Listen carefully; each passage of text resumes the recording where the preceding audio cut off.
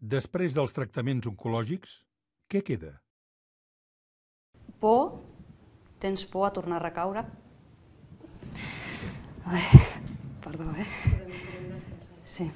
Tens, doncs això, no? Tens por a tornar a recaure, et trobes... Jo em trobava bultos per tot arreu. Te miras y dices, no eres tú, aparte las cicatrices, este también me lo redujeron, me lo han abierto varias veces también, y te ves y dices, no, es que no es agradable verte, y cuando te ves lloras. És acostumar-te amb un altre cos.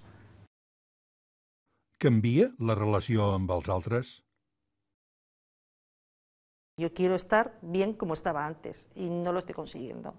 Et tracten com si fossis la d'abans i no ets la d'abans. Quan se troben que no reacciones com ells esperen, és quan sofren aquest xoc, no? I tu ho notes. Després de tot el procés tens molt clar doncs, amb qui pots comptar i amb qui no. I realment allò que diuen que es poden comptar amb els dits d'una mà, realment és així, i et sobren dits. Per què teràpia de grup? Todas sabes que digas lo que digas te van a entender, porque ellas también lo han pasado.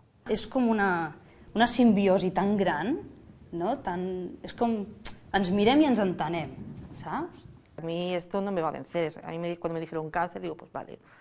Me cayó un jarro de agua helada, pero luego dije, vale, ¿qué? Me van a operar, me lo van a quitar y tengo que tirar para adelante. Tengo una hija y tengo que tirar para adelante, tengo una familia.